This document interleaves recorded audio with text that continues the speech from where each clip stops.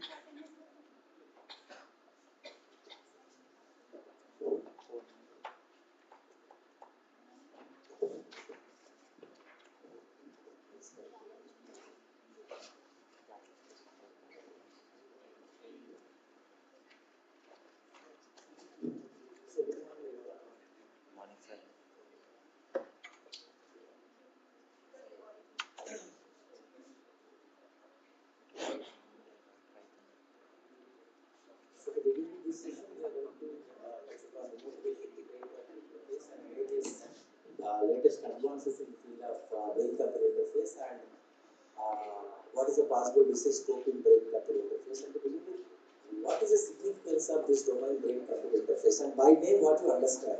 When I say we can make an interface between a brain and a computer. Normally, this typically comes under the umbrella of human-computer interaction systems. When we make an interface between some part of the human body and a computer or a workstation or a server, we try to extract some applications out of that. Now, what do we get if we make an interface to a computer or a machine to some part of the human body?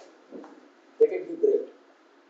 If you get someone's brain data in the form of maybe an MRI image or a CT scan image or a EEG signal, EMG, EOG, CAT scan, PET, NIRS, there are a lot of data in that in connection to human brain signals. If I take your brain data into my hand, what type of applications I can address, then we can get a motivation to this particular domain. And it's not like the other simple domain where you work on developing a simple model. Now, I would like to see your brain signals and get an application. What application comes into your mind? Can anybody name a single application? If I take your brain data,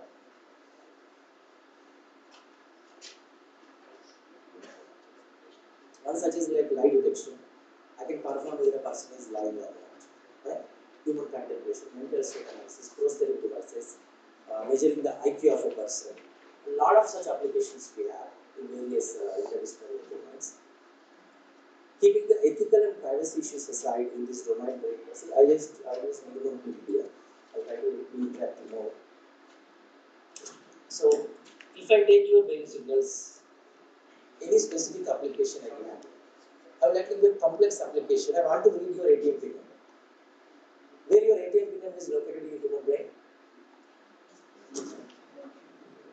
When I refer the human body as a whole, the memory is concerned to the human brain, right?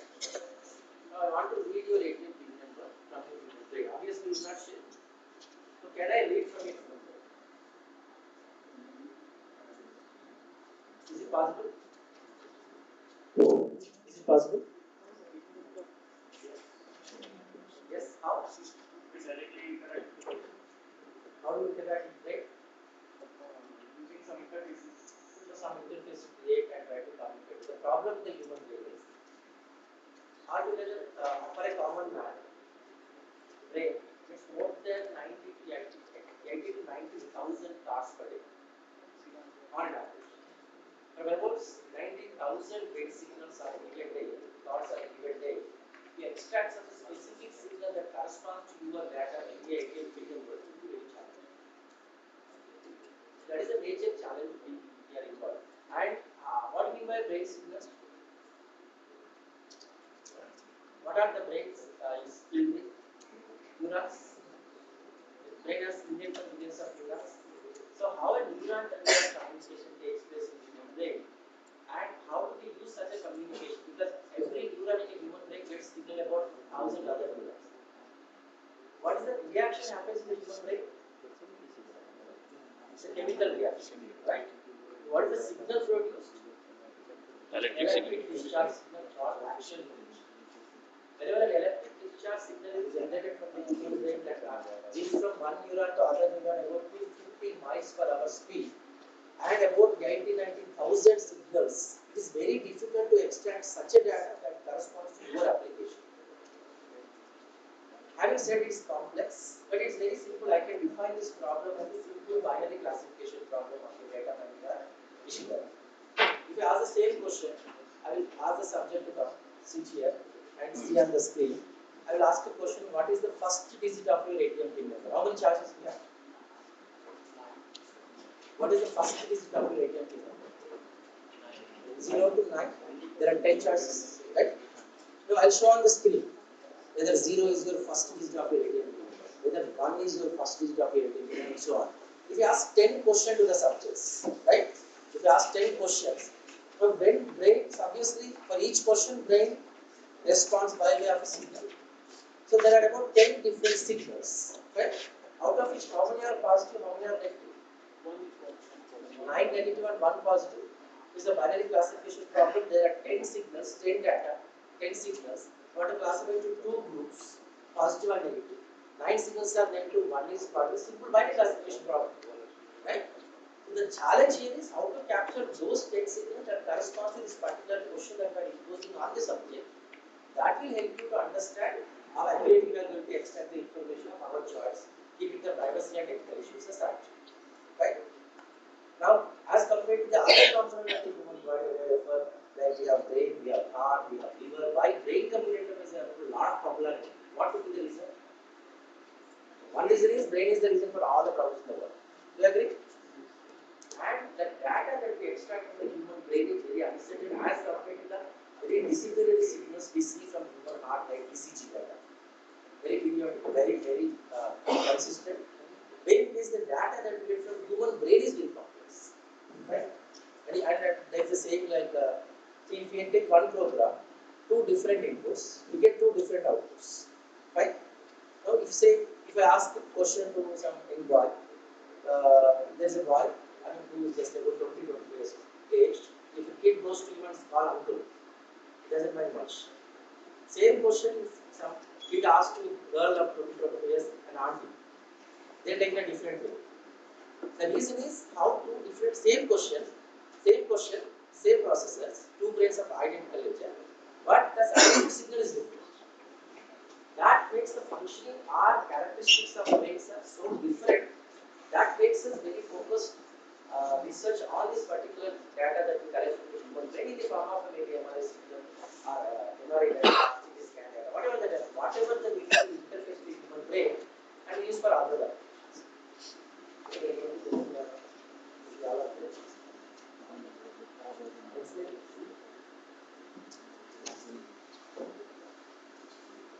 Next.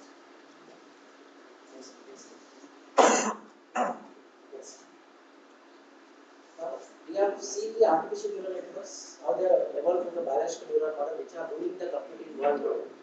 If you can imagine the concept of the artificial neural networks, which are developed from the biological neural model, now they are ruling the computing world. Almost every, computing problem in the machine learning, where I have simple supervised data, I will have to solve with artificial neural networks or even deep neural networks and all.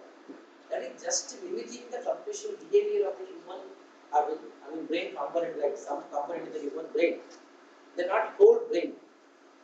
If some particles in the human brain, that is the neurons, we have developed such a complex computation model, neural networks, which are, very useful for all these computing problems. Can you imagine if we mimic the entire computing nature of the human brain as a whole and develop hardware architectures or software models out of the computing nature of the human brain? What are the next level imaginary things we can have? Are you following me? Brain is a factory of neurons. From neurons, we have developed this. From biological neural models, we develop artificial neural networks, and they are giving wonderful applications all over the world. If we entirely mimicking the biological structure of the human brain as a whole, and we come up with the hardware computation models, how complex operations we can perform in a fraction of seconds, that makes the dream of the researchers why they are focusing heavily or extensively on this particular brain computing interface.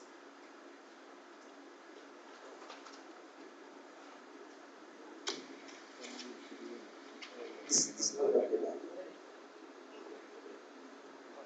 Yes. So as I mentioned, we need to understand what type of different signals from brain we collect. Now there are a lot of type of data we see normally, but most of the focus nowadays is dealing with electroencephalography data that we collect, EEG, and eventually the other areas like EOG, EMG type of data sets, what we collect from the human brain. As I mentioned, difficult to collect the brain signals which are 250 miles per hour speed, neuron to neuron communication, and how do we collect such a complex signal and then use it. Now, we know the biological structure of the human brain. We have left hemisphere, right hemisphere, each has 4 lobes, frontal, parietal, occipital, temporal lobes. Now, how do we collect? It's not just a 4 lobes. Unless we know the different cognitive functions of the human brain, it is difficult for us to see. I cannot switch on the light and expect fan to move. So eventually, I should know if I am going for an application where I am taking the data from. That is very important. If some frontal lobe, like I am just blinking my eyes, smiling, some motor movements in the human body. So motor movements normally most of the frontal lobe is active. So when I am hearing something, hearing function, maybe parietal or other lobe is active. So we need to know which part of the human brain or which lobe within the lobe, which channel to take the data from signal. Only then we will be able, first, unless we record the proper signals, we will not be able to address the application what we are looking for. So that is now we need to understand this neurological, these cognitive functions of the human brain, and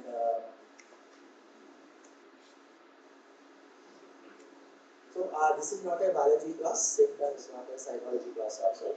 But let us just start from a bit of biology of human brain, and to understand some psychological concepts of the human brain to the computer applications. Now, as I mentioned, obviously brain has when we talk about cerebellum and the subcortical region and all this. Because obviously brain is made up of 2 cerebral cortex and subcortical region. Just go back to your school days and just this all. And we have either hemispheres, left and right hemisphere. Each has composed to 4 lobes: frontal, parietal, occipital, temporal lobes. Each are like emotional control, frontal lobe, hearing function, and this temporal lobe, processing of visuals, media, optical data, etc. So, see, it is very important to understand the cognitive nature of the human brain. Only then you will be able to know. This is very the domain knowledge. Unless you have the domain knowledge, you will not be able to make a better application from this field. Right? I'm just reading this part because you need to understand.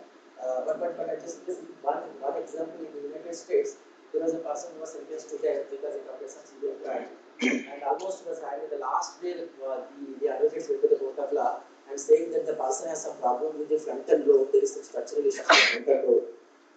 That's why he could not control the emotions and he committed the crime. And if you see which lobe is responsible to deal with emotional control, see, tell me. Frontal lobe. Therefore, the court has convinced with this argument where the advocate showed the MRI images of the brain and the person was escaped from there. But that uses where brain computer interface, where is this human computer interactive model, where is MRI images, and where is this such a related applications. So, if you understand the cognitive structure of the human brain and the other cognitive ability of the human brain, you will be able to make a lot of applications like that. And this detailed subcortical structures and biological study that I am giving to you, those who are interested, they can study. As I mentioned, it has different type of data subjective. If I am going for early stage detection of tumors, maybe EEG may not be a good choice. Right? Normally, I am going for a tumor detection brain. I may require some CT scan or MRI images of human brain. And if I go for a light detection or any other nature of the application, where neuron to neuron action potential, the communication is very crucial to understand, then I may require EEG or any other type of data set. And similarly, FMRI, the detection of blood flow, the regions of activity of human brain. And similarly, a lot of other data, that is subject to your application. Not I say every application I use EEG data, no, as such. But most of the applications, have EEG or data. And we need to understand the biological structure of the human brain. And it's not like MRI data. I go to MRI machine and just take a snapshot of that and come back. No. When you take the data from brain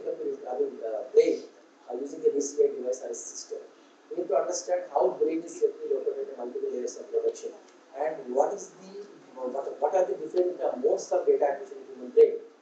We go with invasive and non-invasive mode of data acquisition, and most of you know that's very important. I will just step to the next time.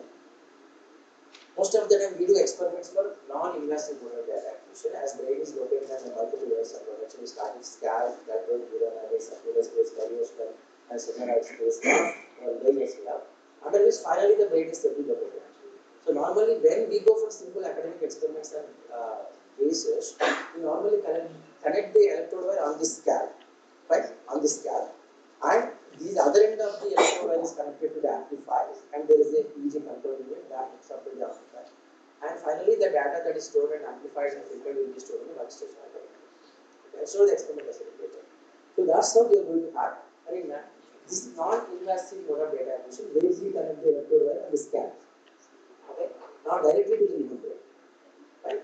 And there are cases for medicine or some healthcare applications where some medical practitioner doctors used to make invasive mode of data acquisition, where the electrode wire is directly connected to the human brain after opening the skull bone and all the other matters of the space and other things, right?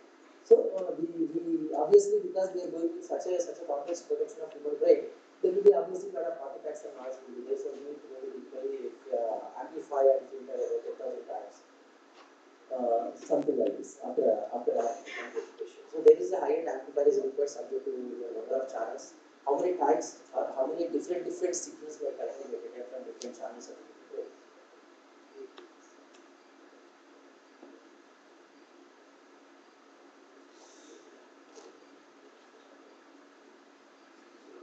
So this is just a simple architecture of we take the data from a subject or a patient. Subject is a genetic word where I can take data from the brain.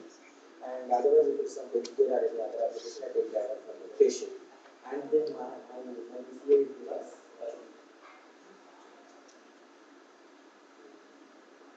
So my BCI phases like signal acquisition, pre-processing, feature extraction, translation, all those things. I have front-end device.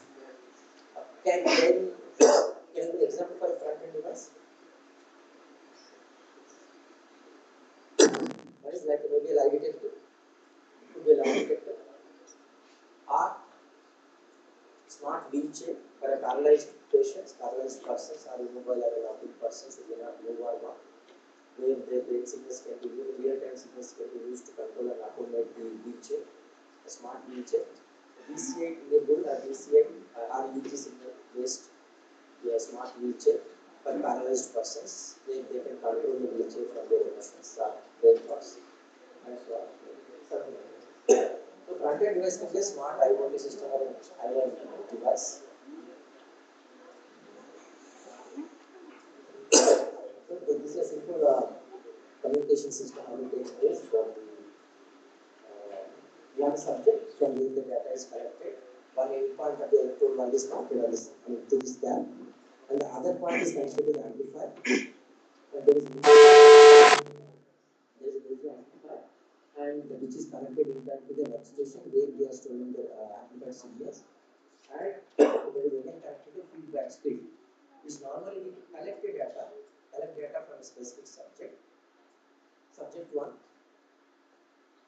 scan to EG, amplifier to memory, there is a workstation. Then there is a feedback screen to see the quality of the signal. Then trial 1 is there. Subject 1, trial 2. Subject 1, trial 3. Subject 1, trial 4. So each subject multiple trials. Normally there is a saying that human cognition does not last more than 20 minutes. Right? So we normally take a trial of 5 to 10 minutes for a normal simple application. So subject 1, trial 1, subject 1, trial 2, trial 3, and around 15 to 20 trials will be applied. So again another step. Subject 2, trial 1, trial 2, trial 3, and so on. Subject 3. So when you write any research article and experiment or something, you have to write at least 10 to 20 subjects. 20 is usually 10 out of most of the reviewers subject will be at least 20. So 20 subjects you have to take the data from, each about 10 to 15 trials. And there are different neuromodulation approaches we have. Then we deal with some applications in cognitive signal processing and other healthcare applications, where we try to deal with obesity type of problem, where we try to block the signals of hunger and also block the signals of pain in case of some anesthesia and other surgical applications. There are 3 types of neuromodulation. We have deep brain stimulation, vagal stimulation, and TMS, transcranial magnetic stimulation. So, in DBS, normally what we try to do, we place this electrode wire inside the skull, that is directly to the human brain. This is invasive mode of data. This is not non-invasive. This is invasive. Non-invasive, we connect the electrode wire of the scalp. Invasive mode of data, we connect the electrode wire to the brain area inside the brain. That is obviously we have to start. So we have to get implantation. Obviously, we have to open skull. And obviously, there is another endpoint is connected to the battery pack, something which is implanted inside the body. And then you are periodically taking the signals. Normally, this type of data recording is used to deal with patients with Parkinson's disease, epilepsy, brain stroke, and metabolic syndrome, and various other challenges. Right? This is very important application. Now, this is just diabetes, Parkinson's, Alzheimer's. It is very difficult to diagnose at an early stage. Prediction is even more difficult. So if you can have such an invasive mode of data acquisition, but obviously invasive mode we don't do, this is done by the doctors. So they perform at such an early stage, they can diagnose such a disease Parkinson's without. Probably we have seen how the government monitor and see whether there is deficiency in how they are identifying the quality of the signals are captured. So at an early stage to deal with all those complex problems, that should be used. And there are some challenges in the rescue climate application. This is transcranial magnetic stimulation problem. We normally use an electric field to create some magnetic field in this specific region of human brain. That pulses are that triggers the neurons in that region to become active, where persons with depression and drowsiness and other challenges of the cognitive nature can get rid of them because of such artificial and magnetic field that is created over time. for a specific target activity. Something like that. Again, this is non-invasive. In this non-invasive mode, we have a TMS treatment device. Normally, this takes about 6 weeks time. Each week may be about 3 to 4 weeks. Each sitting about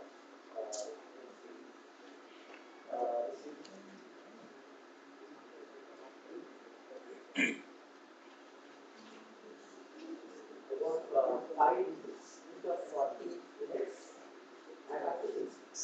Something. Now, what we do, the persons, because this is non-invasive, this is not like the previous DBS, deep brain stimulation, which was an invasive mode of data acquisition. In this non-invasive mode of data acquisition, now you can have just an some non-disclosure agreement from hospitals who are giving such a treatment and you can take it from person to patient. And then you can record the data of the patients before they go for the treatment for this TMS device, and then after the treatment of each visit. And maybe there are about 5 visits per week, and there are 6 weeks, so 6 multiplied 5, about 30, something like that. So those 30 visits before and after you take the vaccine, at the end of complete treatment, you can really validate whether that particular treatment of DFS device influences the cognitive ability of the person and triggers the neurons in that region such that the person can get rid of his problems of depression or nervousness or any other problems. And obviously there are some challenges because this is non-invasive mode of data acquisition, and whatever the DMS treatment or alternative treatment are using, they are only focused on the surface structures of the human. There are the surface structures of the human, right? Not in the entire, inside the part of the human, right? Therefore, the changes brought may not be permanent. Another most important application is an IoT device. Internet of Things device. Such a newer aesthetic application or device that is developed or controlled or automated based on real-time brain signals. How do we know how the neuron to neuron communication takes place? Just understand the central nervous system is coming from. If you touch a hot object, immediately they will feel the reflection. What happens in this slide? The moment I touch a hot object, your body makes a recording of the amount of heat. Then the muscle receptor, which carries forward the information on the amount of the heat that is recorded. Then obviously it is the spinal cord where the neurons are started. And the neurological information reveals that your body cannot tolerate this much amount of heat. Then a signal, an impulse signal that is called an action potential is generated. And it goes back from the muscle brain to close to the point of touch sensation, and immediately take your finger back. This entire process requires coordination of hundreds and thousands of millions of neurons. So eventually, whenever you are going to make a motor movement in the human body, how the motor movements are being handled? There is something called the motor cortex in your human brain. What is the role of the motor cortex? You have studied right in your childhood. What is the motor cortex? That deals with the motor movements in your human body. What are motor movements? So you are writing some exam, watching or see, looking at the question, reading the question. Eyes are what? They sensory organs. Eyes are sensory organs. So if somebody is speaking some instructions in the exam, your ears are going to follow that. Ears are the sensory organs. So you go to your brain with all those data that is sensed by you. Then your memory and cognitive functions to process the information, and you know the answer. You extract it from the brain signals of memory. Then you write from the muscle receptors, the action potential. You write. This is the motor mode. It's not a sensory organ. This is the motor organ. So data that's sensed, then reaches the human brain, processed, then given action potential. Now once the command goes the action potential, then what you are doing is the motor movement. So such a motor movements are taken care by the motor cortex in your brain. Right? Now the challenge here is you are going to see a person, how can we have an assistive system, something like that, where a person can walk. Obviously it's a motor movement. So we can have the motor images, motor movements, motor signals from the human brain and capture them. Obviously, as I mentioned, when the signals reaches from the spinal cord to the muscle receptors and to the place where the image is not available further, eventually we can record those signals in the image type signals. And where the electrodes are not connected to the brain, right? They are connected to the muscle receptors. Then from there, they try to automate or bypass some Arduino or Raspberry Pi, whatever. And then again, control are the automation over the devices. So here you have a small front-end device, and you need to have a processing device, and Arduino has a Raspberry Pi, electrode device, and then obviously it uses the device, which is trained as a tablet. So there is a lot of research is currently going on this processing devices, and a lot of progress has been seen and still long way to go to develop highly accurate and efficient and user-friendly processing devices. Similarly, people are also working using BCI retinal implants, but this is long way to go because normally placing some chip inside the and then capturing the images and connecting to the optic nerve. Because optic nerve is the one that communicates the entire visual aspect that you have captured or your eyes captured or your retina is captured to the human brain. But the challenge is how to interface to your optic nerve that directly connects to the human brain because optic nerve has millions of nano connections that is established directly connected to the human brain. Now that is the major challenge faced with all these vision related issues, how to bypass the communication. So that is the challenge. Now a lot of research is going on because normally fixing the electrical chip inside the human eyeball because normally any such chip generates some amount of heat. So there is a lot of challenges involved in keeping such an object which generates some heat inside the eye. So there are some lot of research, but this is not going to go. This is very difficult application. We can go for. There are some challenges with all these neural processing devices like speed of information processing because you need to process them morning. Obviously, the information will be processed in real time, and then I'll be able to get a signal and accordingly I'll be able to capture whatever. And similarly, feedback in a poor signal quality, sometimes if the proper signal is not captured, and how the virus automated and recording understand. And then but once the better signals are captured and accordingly the model is trained, I'm sure we'll be able to detect this. Here, we classify with feature extraction models, lot of applications we have. And there are a lot of people who have used such a processing devices and they participated in the daily lives. Examples and, now, as I mentioned, EEG is something not a new concept that was discovered long back in the early 1920s and 30. And why people are focusing extensively on nowadays?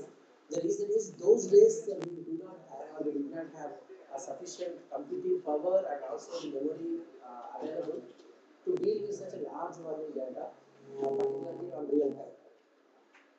Now, with the evolvement of big data analytics and the cloud computing paradigms over the couple of decades, it has now become possible to deal with such a complex data where it can easily handle the petabytes and exabytes of data. Thereby, now a lot of focus is being made on something which was observed a decade before, essentially before. Right?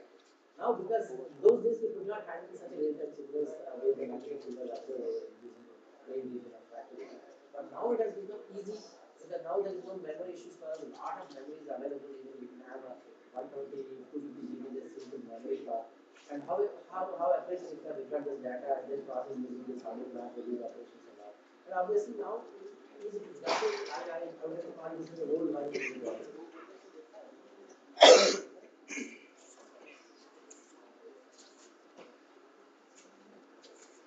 So as I mentioned, we have different types of EEG signals, phase of EEG signals, alpha, beta, theta, and delta.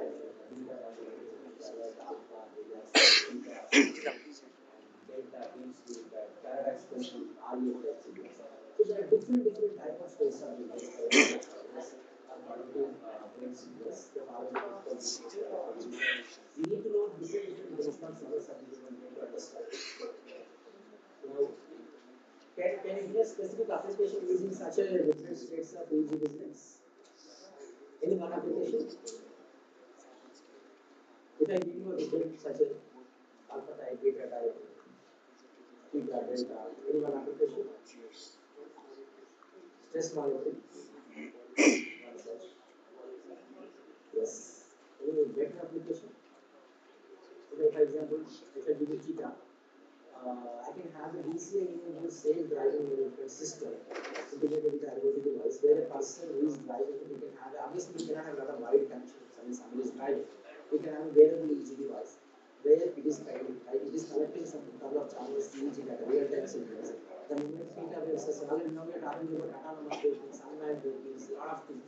It's very, obviously it's very easy to communicate to the vehicle.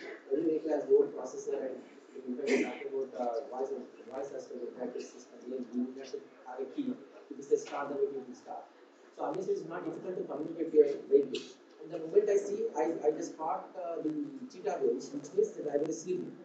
So when theta waves, the driver is sleeping, immediately the vehicle can give an alert message to the driver that you are sleeping, stop the vehicle and take rest for a second, then you can start. Meanwhile, the vehicle will never go unless the driver is normal and you can get rid of the theta waves.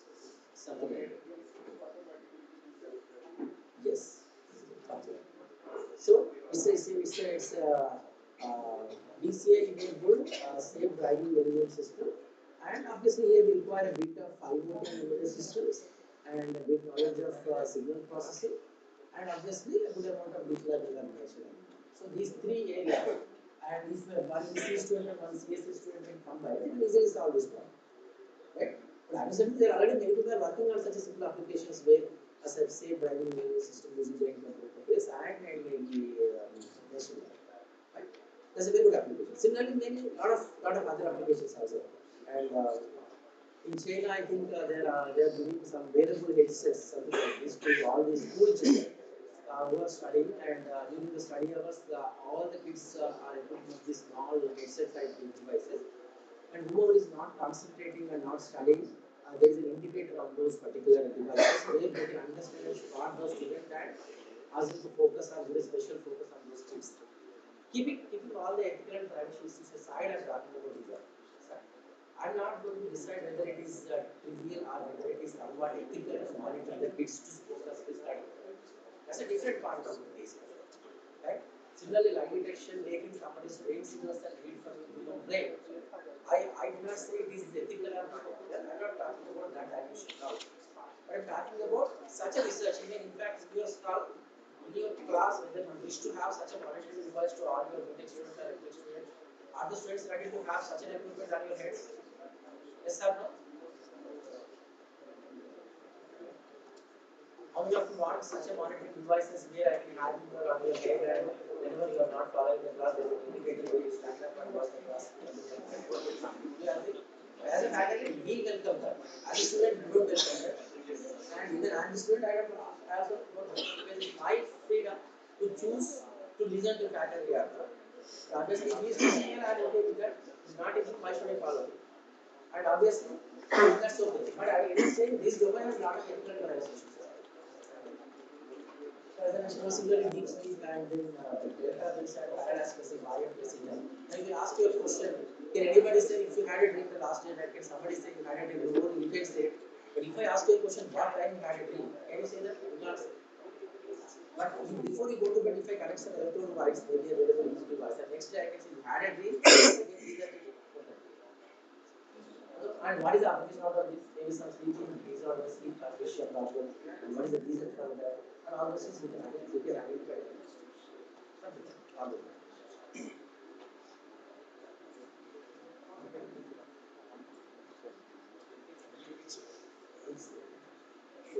As I mentioned, it's very important to understand the domain knowledge.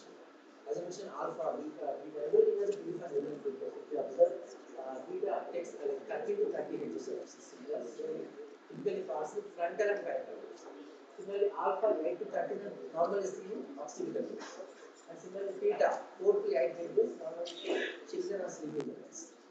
And delta 0.5 to 4 hertz and similarly a lot of other, even if you see epilepsy problems, having epilepsy and see that different contrast that you see.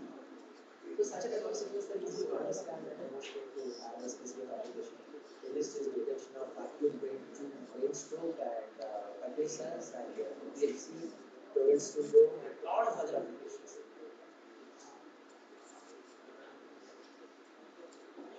And many people have used such interactive systems and try to communicate to the real world who are paralyzed and by the gambling in various fields. It is the overall operating environment, how do we start with where I take the data from and then they can amplify, where the signal is amplified, and then the same accordingly, where there is a feature extraction and a feature translation is performed. And at the end, we have a logical control signal is generated based on the classified signal. And then we have the control interface. That control interface generates a semantic control signal that finally gives an input signal to the device controller based on the classified nature of the EEG signal. It will control the front-end device behavior, smart wheelchair or lie detector or so on so, whatever it is. And if you observe here, most of the signal processing and the dealing with pre-processing of the signal and then finding the new filters, artifact and more techniques that we take into your students. And when it comes to feature extraction, you can use some multiple applications like signal feature translation and classification and conditional storage. You can use this deep learning models and other fuzzy logic or neurofuzzy inference system along with it. And finally, to make a wonderful applications. This is a very, very good choice for interdisciplinary between computer science and electronics and communications. So, because there's a lot of communication aspects, signal processing aspects, and eventually the classification of the part. So this is the overall blueprint or the architecture embodiment of the entire model that I just showed.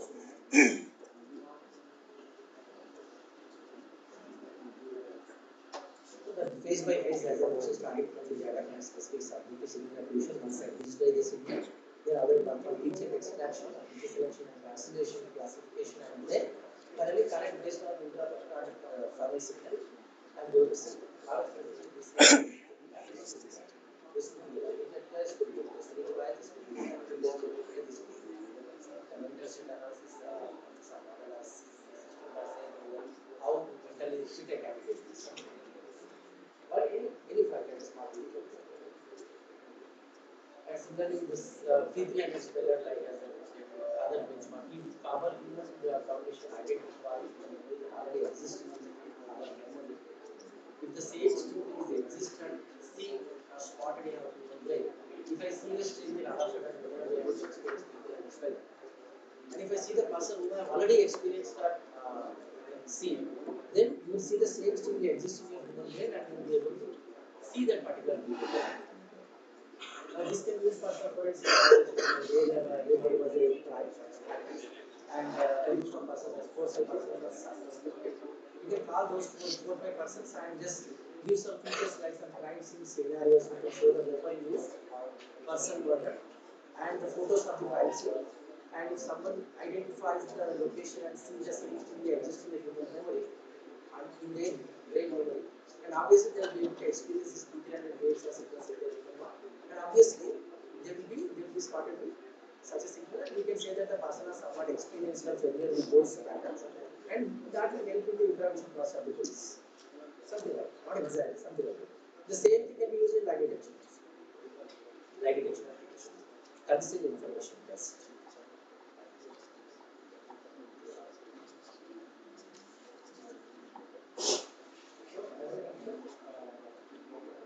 It is very important to understand which specific channels of the human brain are going to get the data.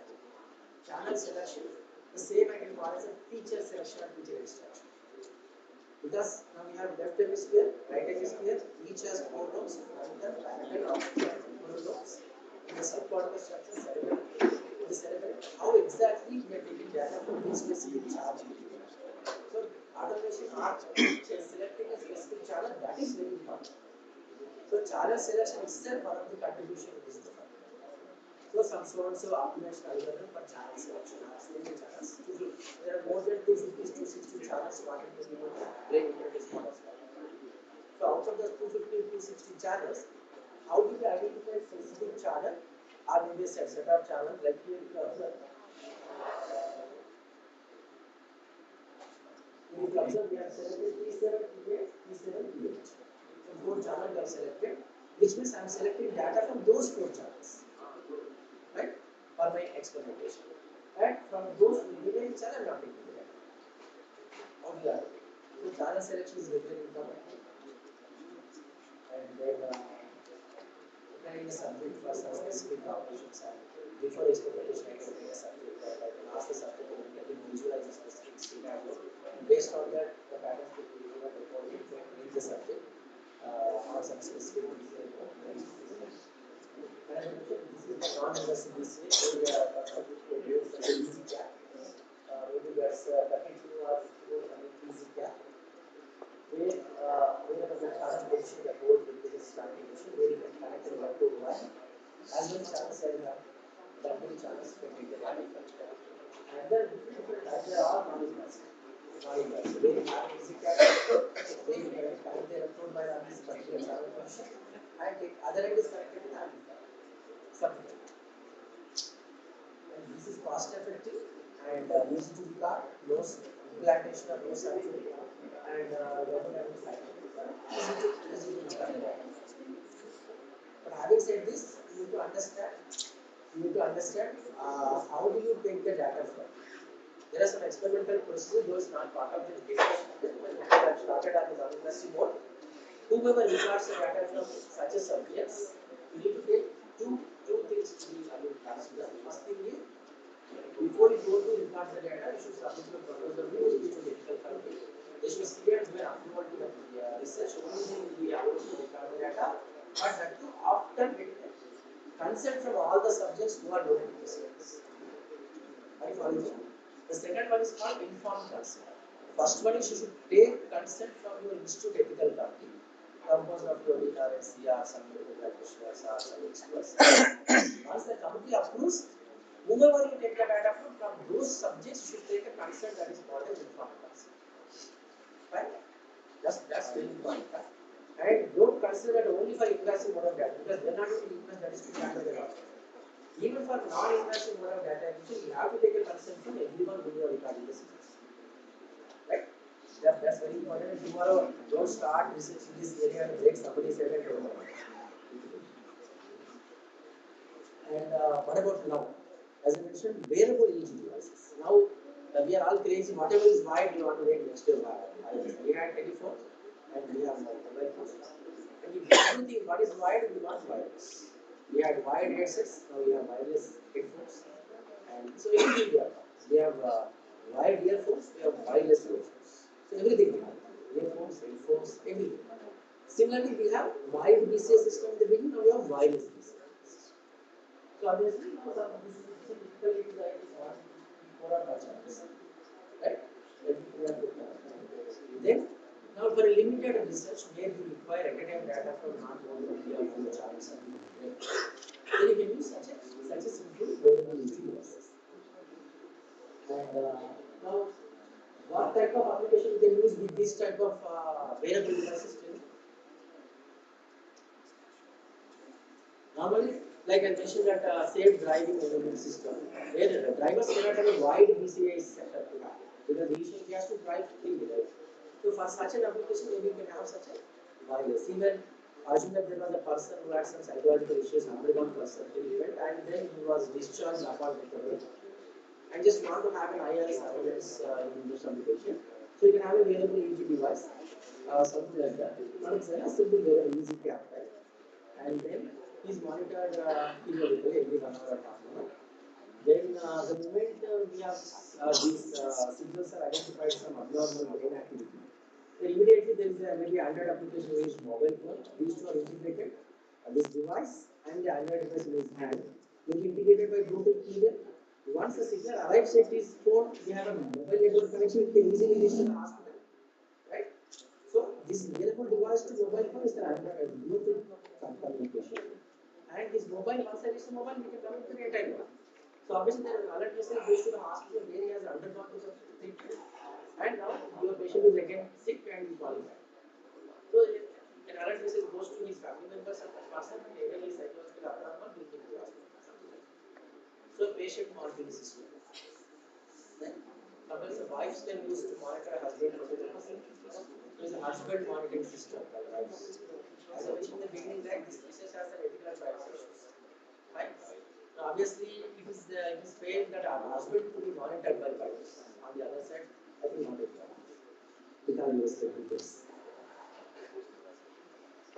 And so as I mentioned, it's wearable devices. Now, the one previous slide that was a 4 or 5 channel, this is a single channel EEG device. Single channel. Not the one in the hands, the one on the head. This is the channel. This is single channel EEG wearable device. Okay, where you can connect data from again only one channel.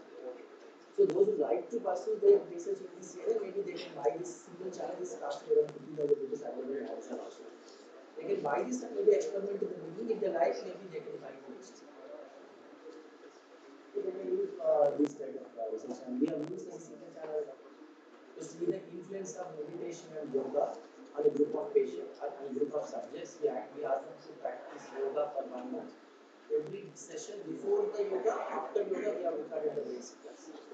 And after 30 days, we have seen clear improvement in the cognitive functions of the mind. So, influence of yoga and meditation on human brain cognition using machine learning. That is something research about.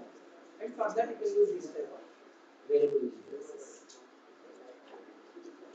Similarly, you want to do animation and say a lot of such other equipment are available in this similarly, you can use game play in virtual augmented reality, distributed augmented reality.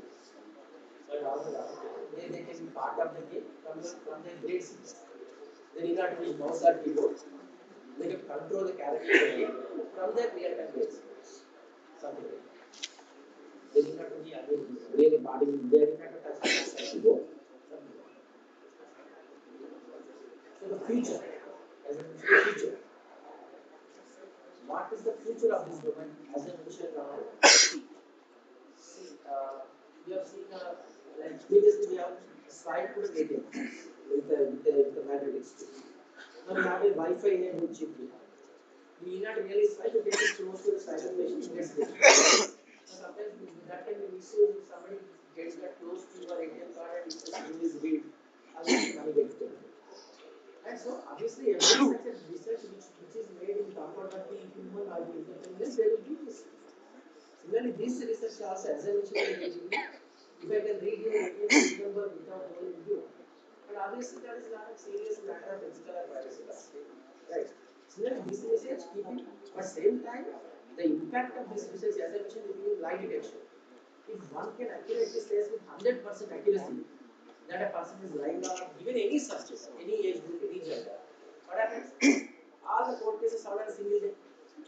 If 1% is 100% accuracy, universal model on every subject, every gender, every region, every geographical location, that works on all subjects. So no work for court. All cases are solved. Similar processing devices, if you can have an accurate robotic arm device which is controlled at real-time rate signals and works exactly like a natural live, a lot of people can live their life normally. So the impact of this domain is very wide in nature and very impactful. And obviously, this has obviously the ethical privacy issues are there for some good and bad. Now, previously, like we have had practice before marriage, normally they this bride and groom they used to exchange their medical records. That's the practice some of the people follow, some of the families. They want to see the medical reports of both, whether he is physically fit and she is fit. So what about mental fitness? See, many of the companies after technical or insurance, psychology. Similarly, before marriage, we call the psychology test, where both will undergo a psychological test from their brain signals and see whether the person somebody are very calm and not sharp tempered. He's very aggressive. I don't know why somebody is very person. So there can be something like psychological and mental state analysis of the person to be measured by somebody or used for a lot of and beyond.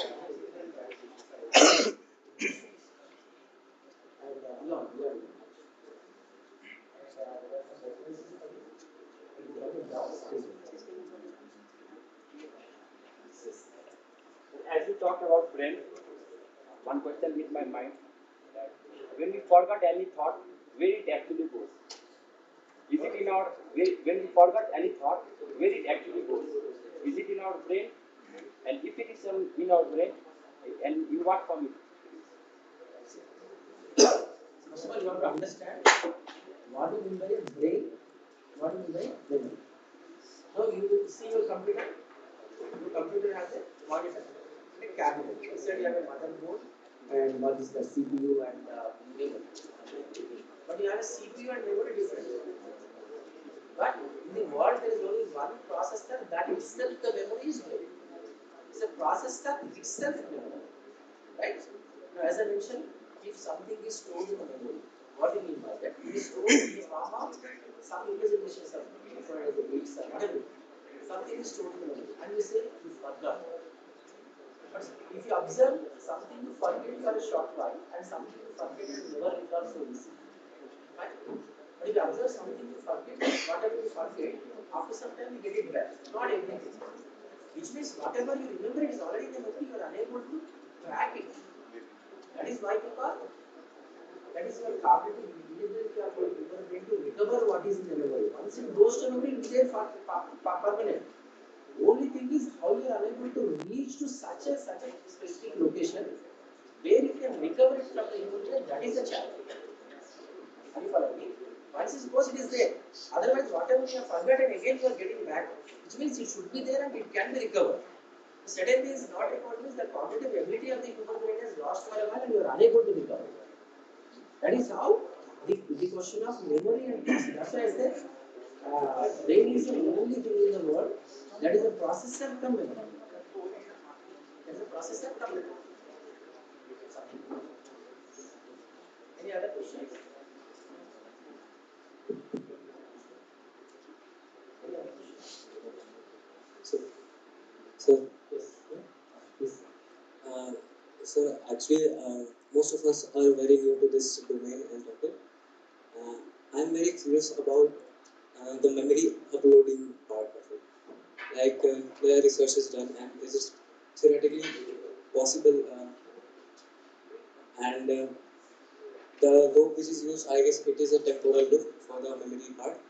So, is it possible in the near future that we can upload the mind or the memory to a device?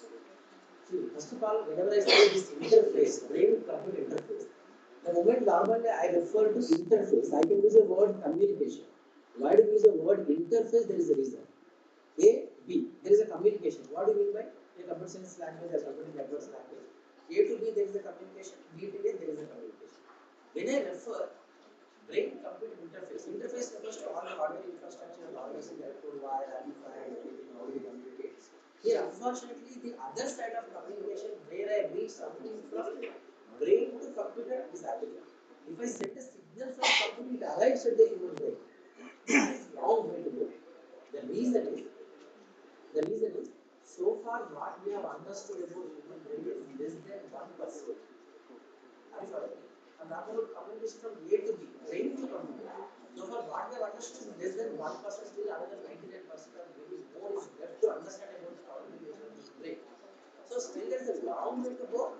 On the other way of communication, where I send a signal from the computer and to the human brain, where brain maybe honors the signal and maybe controlled or influenced or automated by outside signal. Right? So obviously it's now discussing that neural developers project and when they are implementing a smart design and trying to make a nano connection to be established to the structures. That is, I mean, started now, long way to go. But we are yet to, have a lot of solid research in the direction from brain to computer system. Because, see, I said I cannot able to get 18 pin number, those are value classification problem. I cannot able because 90,000 tasks per day. Obviously, I cannot have such a complex signal to be accurately generated. That day your brain is open, no privacy issue to anyone. Right? Everything is open. Right? God become open. Any other ones? No problem. Thank you.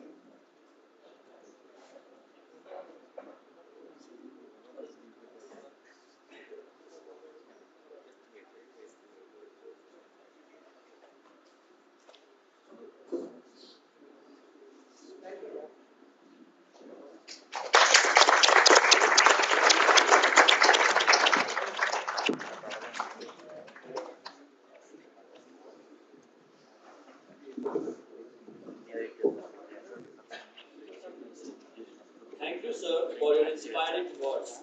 Now, we would like to request Dr. Nisal Visnoy to felicitate Dr. Reddy.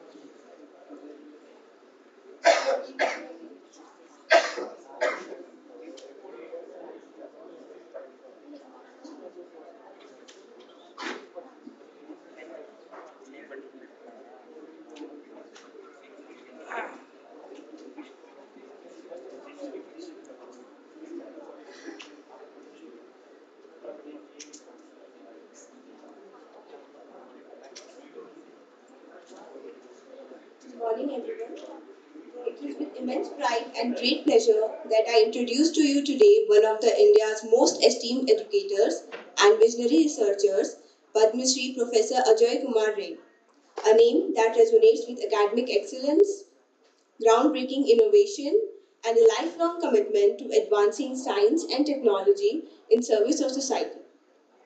Over the decades, Professor has been the driving force behind more than 20 research projects, has authored over 160 research papers, and has built 11 US patents in collaboration with tech giants like Intel Corporation and Texas Instruments.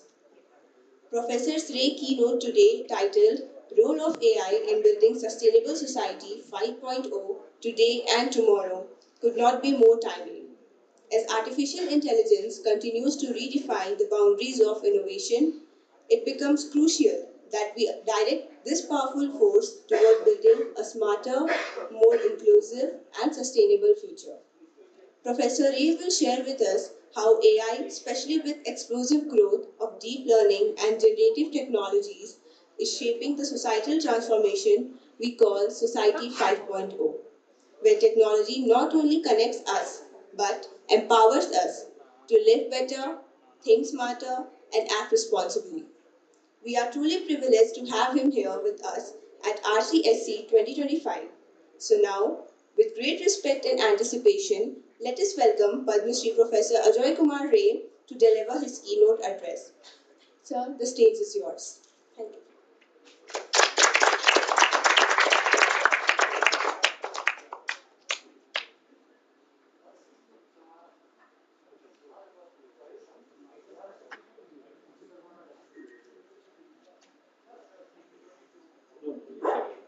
Let me stand because that is the usual practice. A very good morning to all of you once again. Morning, sir. Yeah, and then you have an expectation from me, and I have got a greater expectation from you. What is that? That is, you will be the captain for tomorrow, and my expectation is the country will achieve self-reliance in these areas under your leadership one day. That is my expectation. And I may not be there to see those great journeys, those days. But then I can tell you, wherever I am, I'll be very, very happy. And okay, our NIT Sikkim students, they are giving or they are leading this great journey, not only in the area of AI and machine learning and related stuff, but then overall for the self-reliance in technology. So my dear students and my very dear faculty members, deans, and our very respected director sir, he is busy in his other works. I thought that okay, you have been listening to a lot of very important and interesting talks of applications of AI. And just now Dr. Reddy had talked about a very important area, that is brain-computer interface. That's again, these are all, very important milestones and some important developments have taken place in the great journey. Life is a journey, technology is also a journey. Now this journey, whenever you talk about a journey, and I would always like to talk in terms of a story. So let me just see if I can build the story. Okay? So it will be a storyline. You all are in, I understand, mostly in second year, third year students. So I thought deliberately not to use any terminology which may not be known to you. And if there is any question, as I said yesterday, please feel free to ask me questions. So this evolution is a story, as I said, that it did not take place in one day. All on a sudden in our country or maybe in the rest of the world, people have started offering courses on AI and machine learning, and nobody knows that how it started, how it moved, and how it has come to the present stage. So it's a story of how it started and then how it has come to this stage. So the story started in 1942. That's a very important year in India's history. You know about that? Quit India movement by Gandhiji in 1942. So when we were fighting the British for quitting India, elsewhere in America, in Europe, the scientists were busy in thinking about how to mimic the human brain. Just now Dr. Reddy talked about the brain-computer interface, how to mimic the human brain. Those days there was no computer. 1942, was there any computer? There was only one, and those were all valve sets and ENIAC and EDVAC you might have learned in your basic physics and basic electronics subject.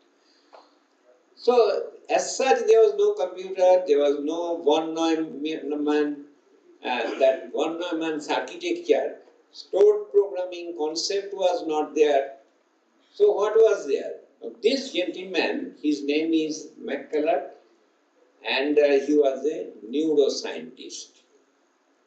Imagine how a neuroscientist, he was doing the neurological problem, working on how the human brain works. And he wanted to mimic that human brain in a not computing, in mathematical terms. Those days, again, I should not use the term computing, but then that was the basic idea. And then along with him, there was a mathematician, logician. His name was Walter Pitts. Now, these two people, they got together.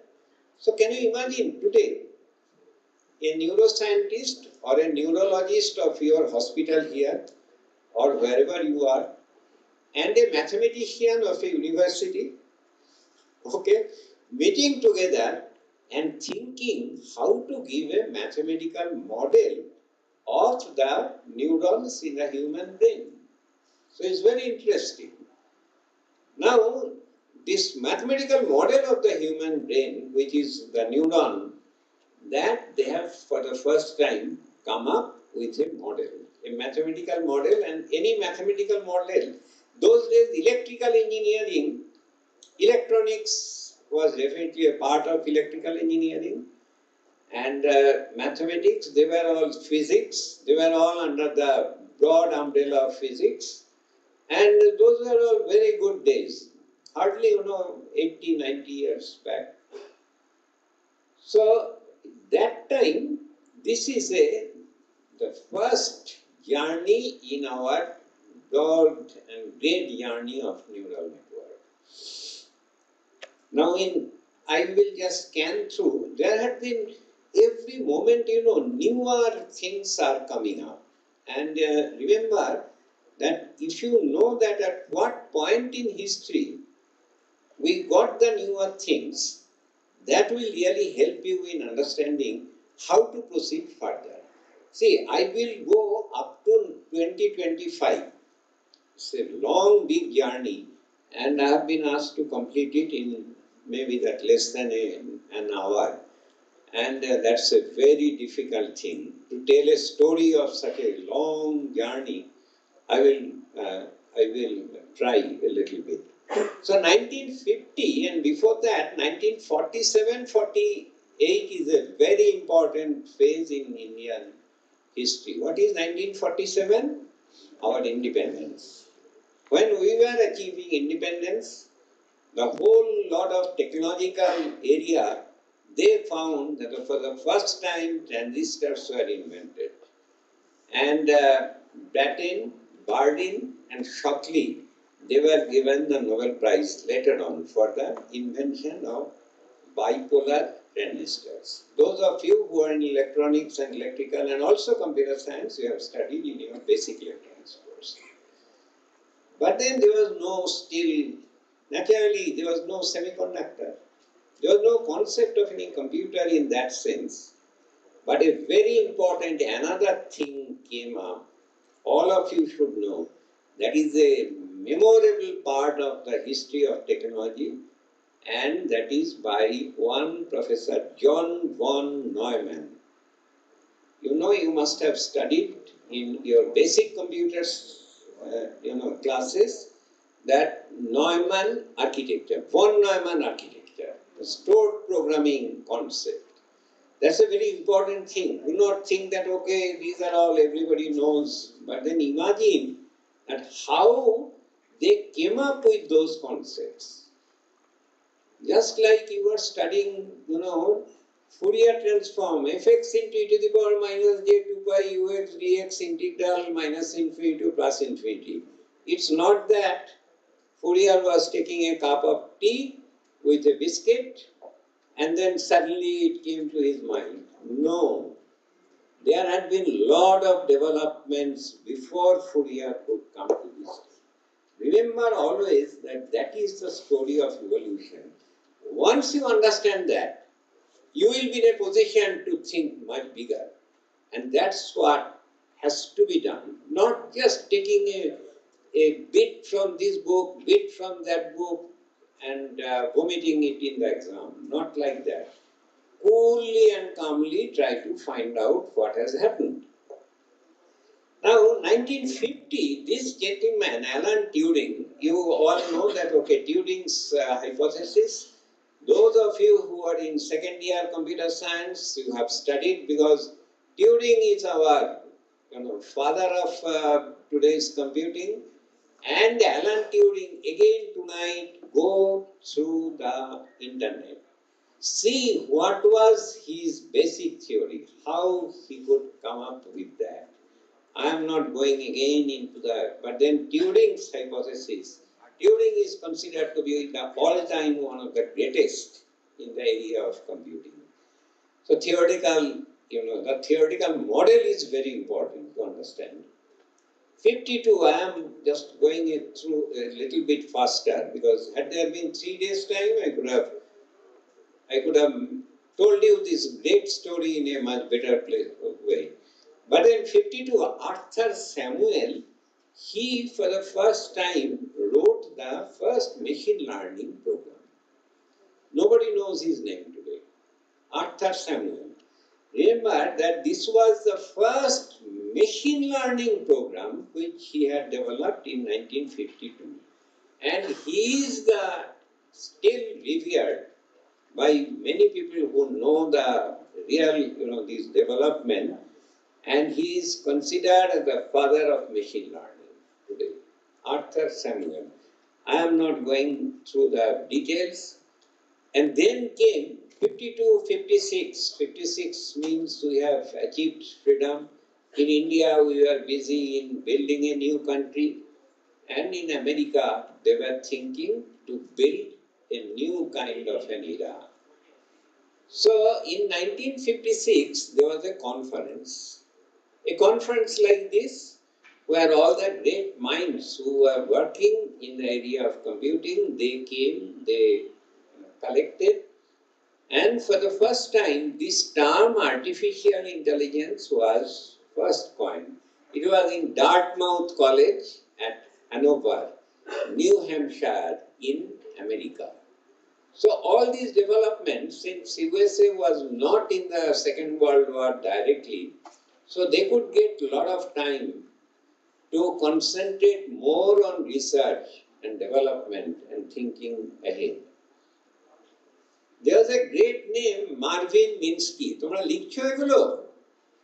Or I do not know if there is in YouTube. Later on, at least try to go through their works in more detail. Do not think that okay, this will not come in the exam, but then these are very, very important steps. So Marvin Minsky was one of the greatest mathematicians, very intelligent man, and he, along with McCarthy and others, they were very optimistic about the future of AI. Can you imagine in 1956, nobody could even think about the computers. The high-level languages have not been developed. people were programming the computers through machine language. Okay, those of you who are in computer science, you know, and also in electronics, the machine language, machine code programs. So it's very interesting that how they could think about, and he was a cognitive scientist from MIT. So MIT those days was at the helm of the research, along with Harvard and many other US universities. I'm not going to that history. And they talked about the first concept of artificial intelligence, and Minsky said, remember, within a generation, the problem of creating artificial intelligence will be substantially solved. When? In 1956, within a generation means maybe that within 50 to 20 years, he thought that by 1976, you were not even born, the whole problem of artificial intelligence, large amount of that will be solved. That was the big hope those days.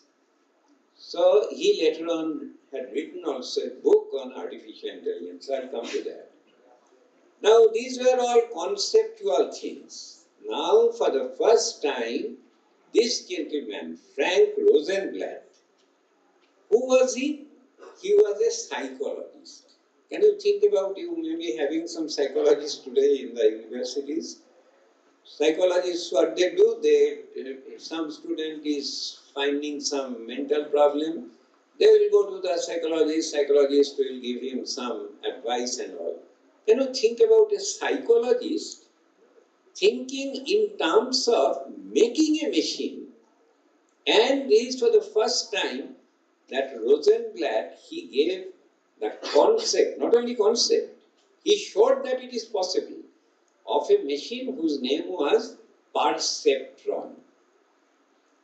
Now this perceptron, this is a big thing in the entire history of artificial intelligence and machine learning today. And so perceptron, he said that okay, I have made a machine which can perceive. Perceive means what? Which can sense. What it can sense? Sensing means it can recognize. What is meant by recognition? Recognition means if you give two different objects to the machine should be able to recognize them.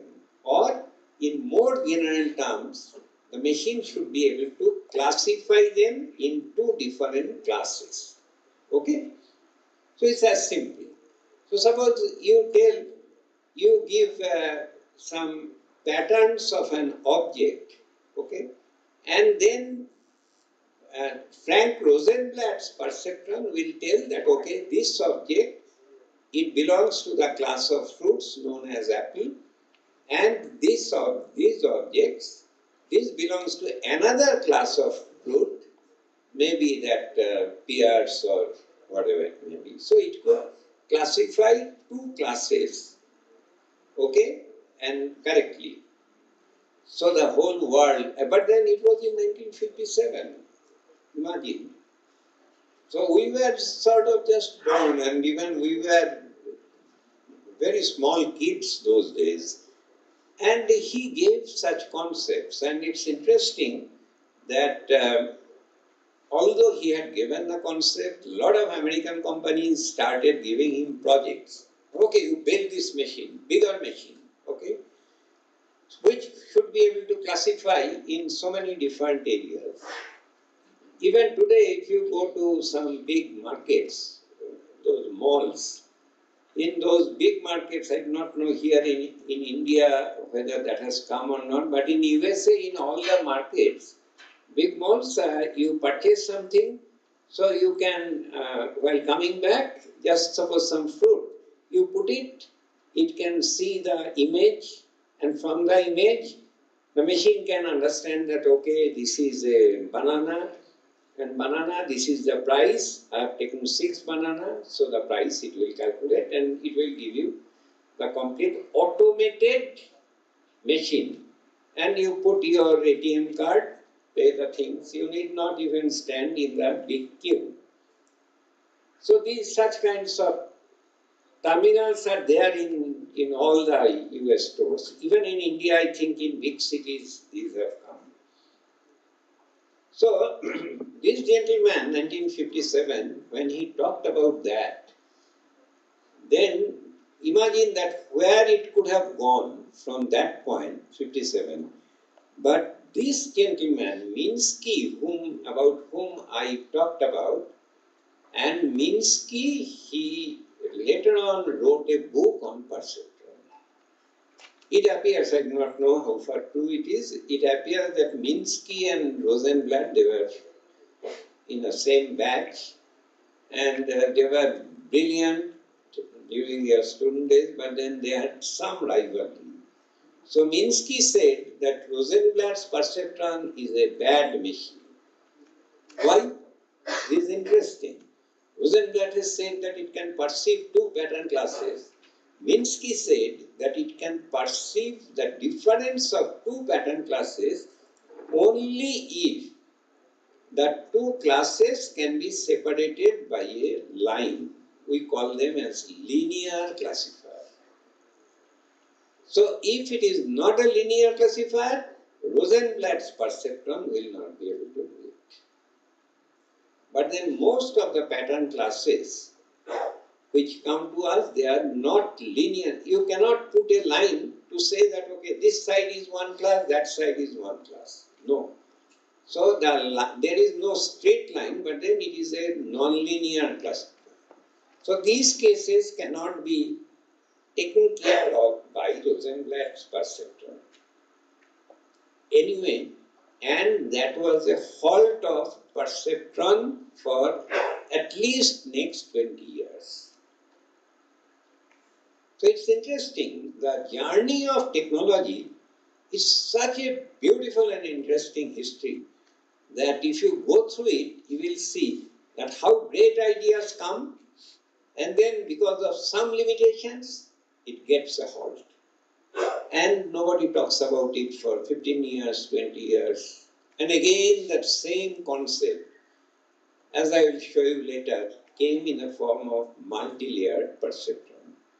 Now then came a very important gentleman, Hoffield's network. You know, this year, 2 persons have been given Nobel Prize in Physics.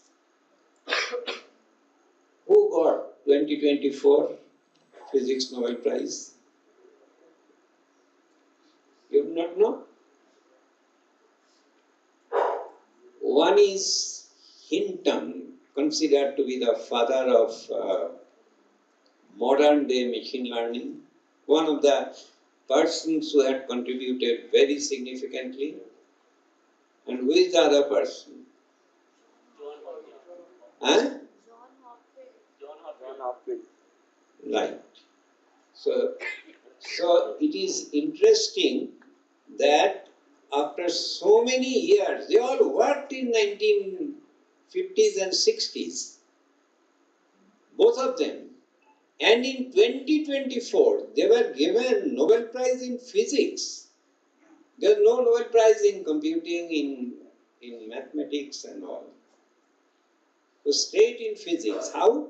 Because they use a lot of basic principles of physics. Remember that do not neglect the subject of physics and mathematics. If you want to do good, you have to be very good in physics and mathematics.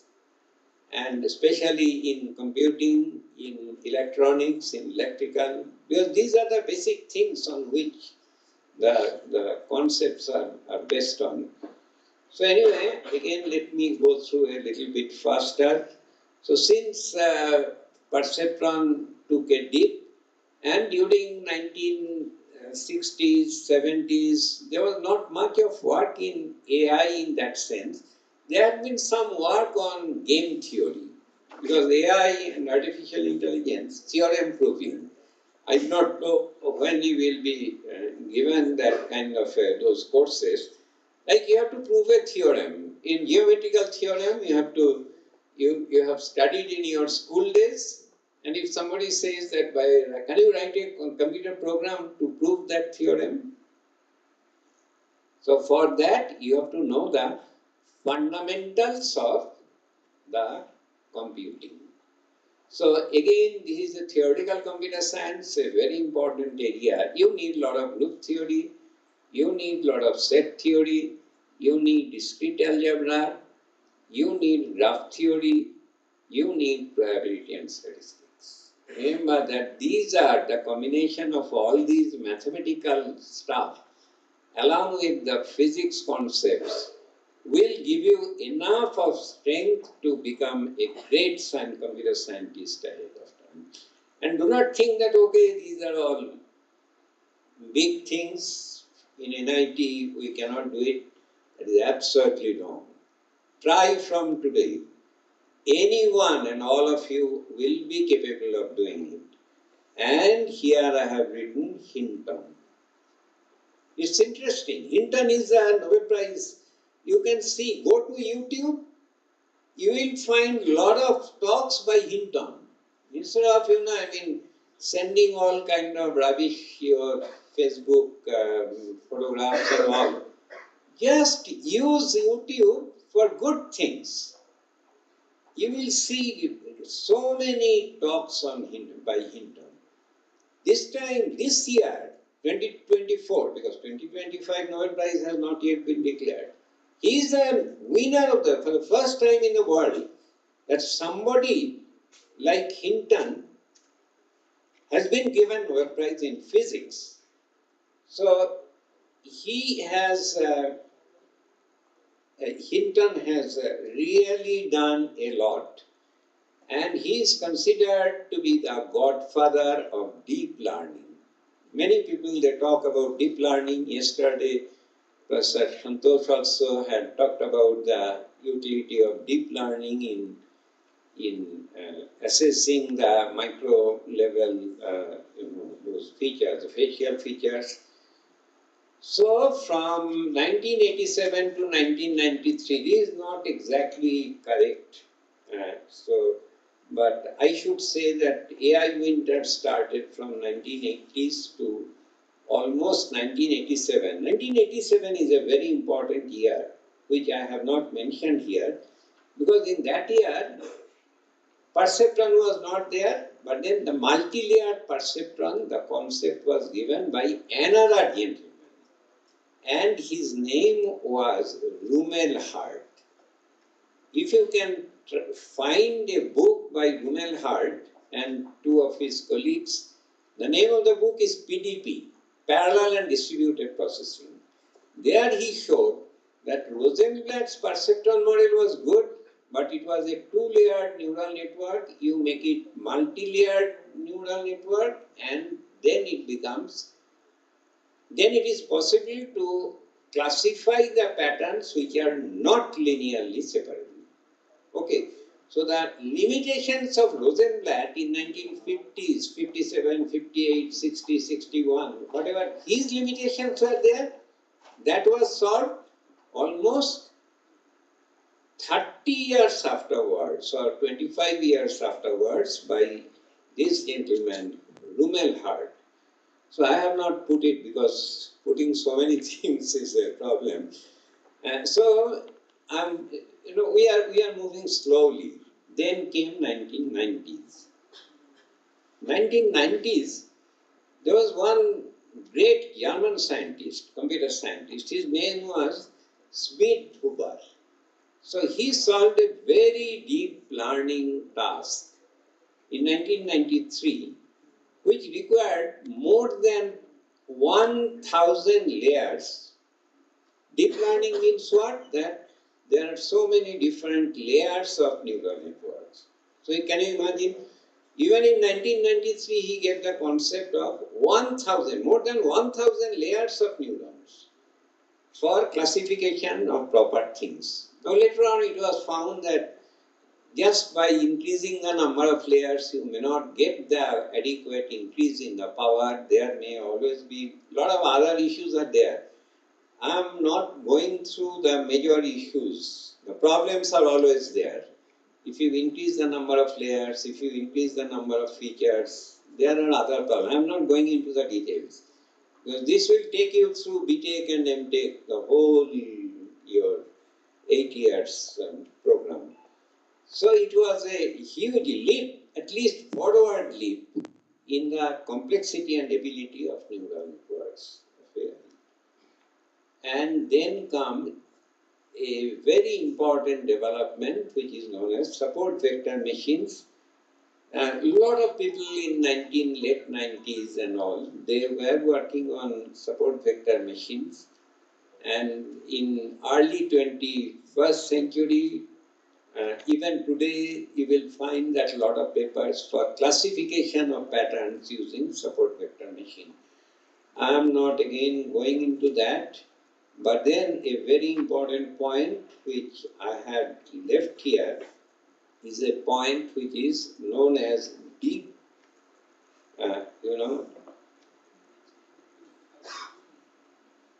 that, yeah, that, in 1998-99, there was a computer program, Deep Blue. Deep Blue, it had defeated the chess champion, and that was the headline of almost all the newspapers all over the globe. Even our Indian newspapers, I remember, even in, those days in Times of India, Telegraph, they also had a headline that computer program defeats the chess grandmaster. I have forgotten the name. These days I am forgetting the names. What is his name? Huh? Absolutely correct. Gary Kasparov. He had defeated the computer program, Deep Blue. And that was a real marvel, and everybody started really praising. People got a lot of interest in these areas. So there had been a lot of very interesting developments. It started from 1995 onwards. Remember that actually that current days AI and neural network, whatever you are looking at, actual thrust was started in middle of 1990s. And before that, I have told you the history. Slowly it continued, but after 1995s, there had been plethora of work all over the world. One of them is, many of you will be working later on long short-term memory, LSTM. I'm not going into detail. When you will be in fourth year, I'm sure that your teachers will give you the problems on LSTM, how you can solve many problems using this kind of neural network framework. And after LSTM, there had been, this gentleman is another great person. Jan LeCun. Try to see some of his YouTubes. He is still very active. And he is considered, I consider him to be the living, the most prolific researcher in AI and this thing. He is now, I think, Meta CEO. So I do not know. The latest thing is Microsoft might have joined them, because I do not keep track of, sometimes forget. A lot of developments are taking place these days amongst Google, Microsoft, Meta.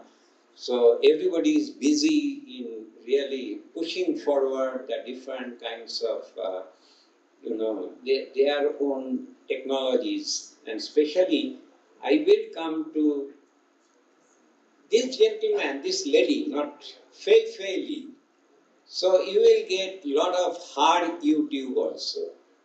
So she is, I think, a Japanese, but then they are all Americans. And so she is a professor at Stanford University.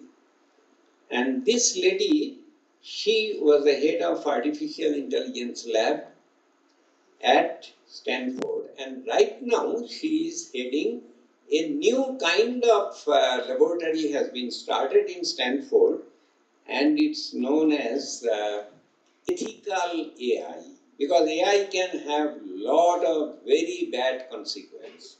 the way it's moving, if the heads of the states, whether it's in USA, China, India, or whatever it may be, if they want, AI can fully destroy the whole world. AI and nuclear warfare, defense, when they go together, the kind of destruction that they can cause is unthinkable.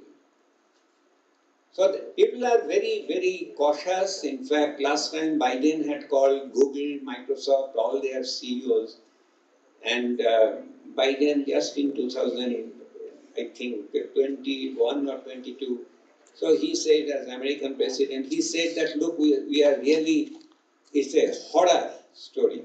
And the way all these companies are moving ahead, anything and everything is possible now. So you have to have some control. The government must have control. Even in our country, government must have control. Otherwise, it can do real good things, it can do real bad things. Complete destruction. So you have to know about it. So at Stanford, they have started an ethical AI, where they say that AI which will be good for humanity, for the welfare of the humanity. I am not going into the details of those. Cat experiment is again a very interesting major, step forward in 2012. Deep face is another very important thing. And then came 2017. 14. There is a Chinese game known as Go. Now this game, this is much more difficult than chess. This is considered to be the most difficult game. And it requires multi-layered logic. So you have to think about, in Go, that game, you have to think about the previous, at least, 3, 4, 5 layers, what had happened, how things have moved. And there was a program, what a name Deep Go, or I forgot, 2016.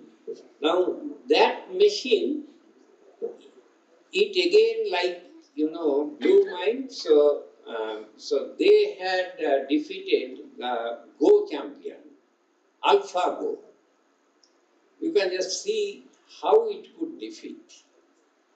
So after 1998, in 2015-16, now situations are changing. So in AI, in Go experiment, what they have done is the machine, it was playing with itself, with its own logic. And what happens is, the machine, earlier days, man, human beings, the scientists, you the users, you were defining that how the machine configuration will carry on. But then in this Go experiment, they did more than 1 crore 30 lakhs games against itself, so that it could continuously change and adapt itself. Remember that the concept of adaptation is a very important concept in electronics, earlier in control systems, and now more importantly in the area of computing. So the modern day AI machines, they are not bothered only about the set of rules that you as a user you are giving, but more importantly, it can find its own rules, like a human being. Now, if a machine can find its own rules, if the machine can adapt, we the human beings, we have that adaptive capability. We can do it, isn't it? But then, if the machine is given that capability, then that is a dangerous thing. It can take care of any situation. So AlphaGo was a very important development in 2015-16. Yeah, so what you should do is not to see the YouTube or internet now, but maybe that after my talk is over. Okay, it's good that, okay, you should see whether whatever I'm talking about is having relevance, but then you see it slightly later. And then came a very important development which is known as generative adversarial network. So this was given by Ian Goodfellow and his team in 2014. Another GAN, G-A-N.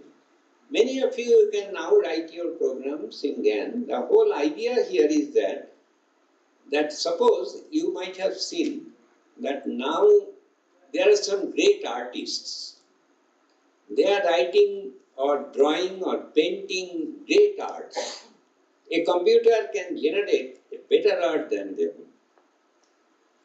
And now, how do you know, if I give you two art pieces, how do you know that which one is a real art coming from a human being, a great artist, and which one is a fake art? Fake means that which is computer generated.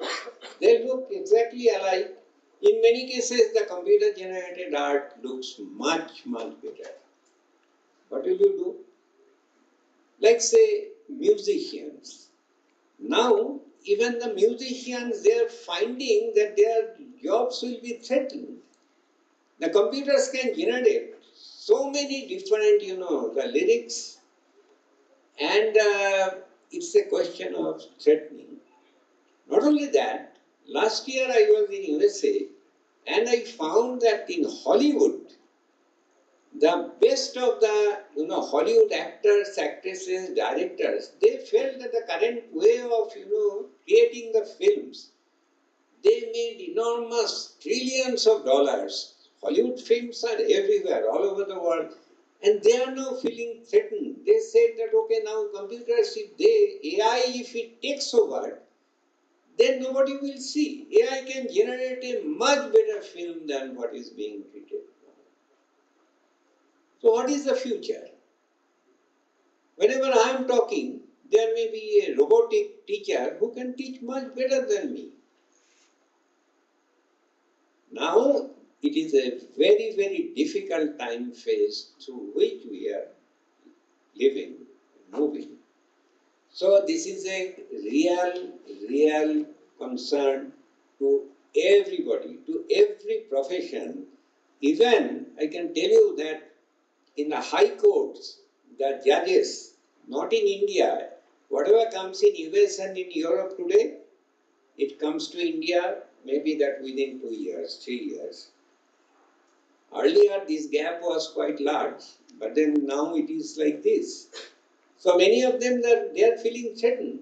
They feel that, okay, what will you do?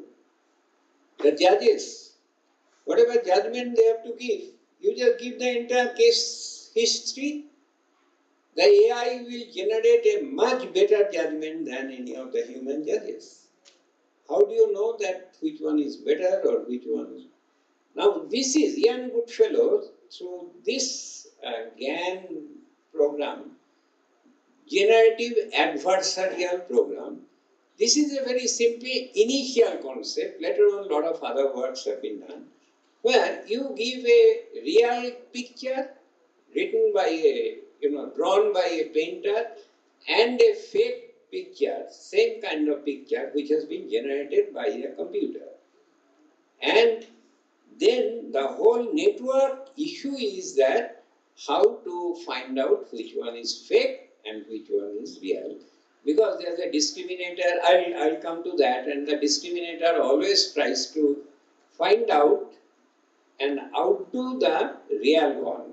So discriminator, so the fake will always, the computer will always try to prove that mine one is real, not his one. So there's some adversarial, movement through which the computer, the AI, the program, neural network, ultimately can find out.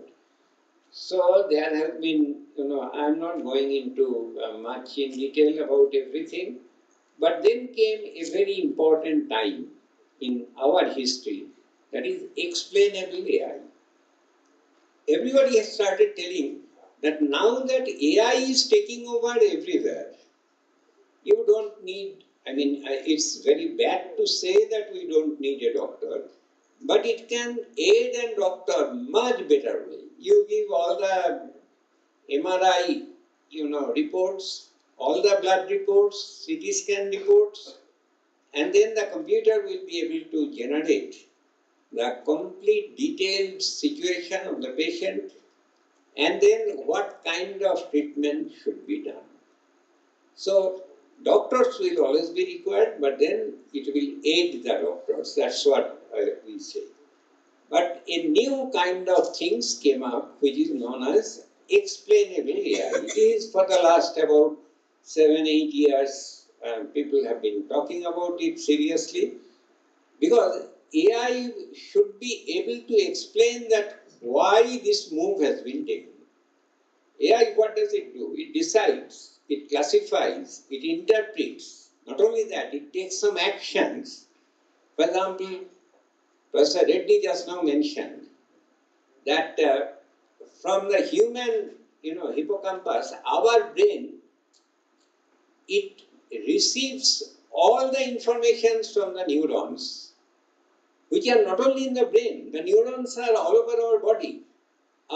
This spine, complete spinal cord is having huge number of sensors, neuron sensors.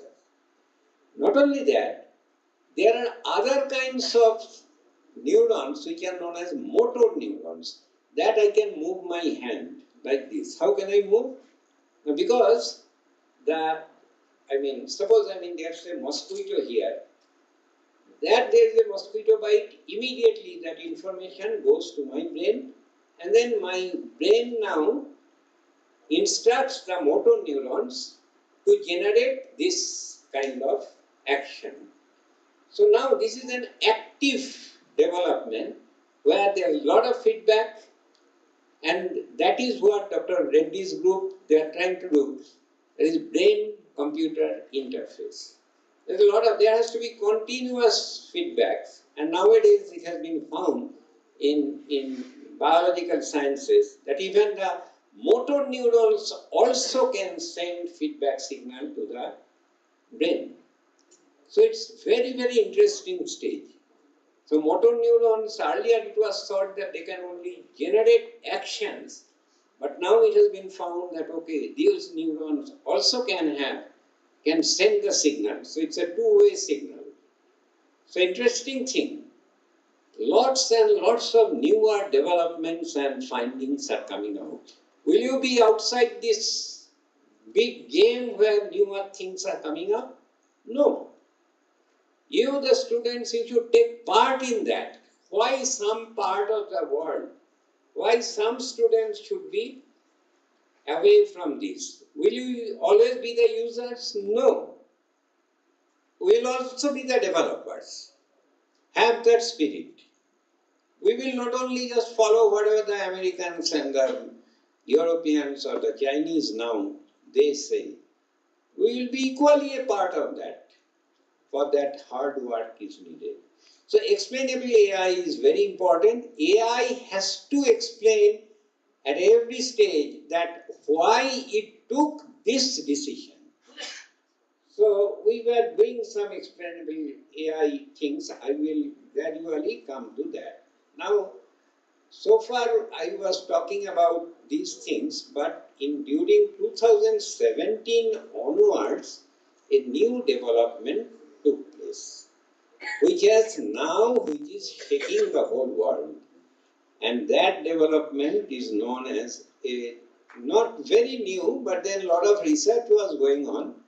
But then a group which is known as OpenAI, a new company from San Francisco, they came up with a new kind of a concept. Again, I am saying it's very wrong to say that it is new kind of concept, which is a generative AI. This was done by Google in 2006. People thinking that, Altman in OpenAI, he is the founder, he is doing great. No. This all started by a lot of other companies. In fact, Google itself started it in 2006. And Google's Gemini also did a lot. But what is beautiful in Altman's OpenAI is they started the generative AI. Generative AI means what? That means you all are using Chat GPT, isn't it? Everybody is using? Almost everybody. Okay, so Chat GPT is being used by everybody, but you do not know what GPT is. So it is, G means generative, pre-trained, and T is transformer. So you have to know that what is there in entire GPT architecture. What does it do? So this generative AI is sweeping the whole world today. And it is from 2017, in fact, during the COVID time, I was staying in San Francisco, and then many times my daughter and son-in-law, they used to take me to that side of San Francisco. OpenAI, that Altman, is a young man, very sharp. Hundreds of cars will be lined there. And they did not declare much in advance, but then, as I understand now, that during 2017, 18, 19, they were doing massive training by the software, GPT software, and gradually they marketed the GPT. Now we have got, GPT 4, 4.5, everybody is purchasing them. One is the free version, but then it's very important that hundreds of people, it needs huge amount of trillions of training. So what is the basis of this? Again, the basis is you have to train the machine. So, in fact, only last year when I was in Silicon Valley, I told a lot of my students from IITs, they are at the helm of, they are the CEOs of so many companies in Silicon Valley.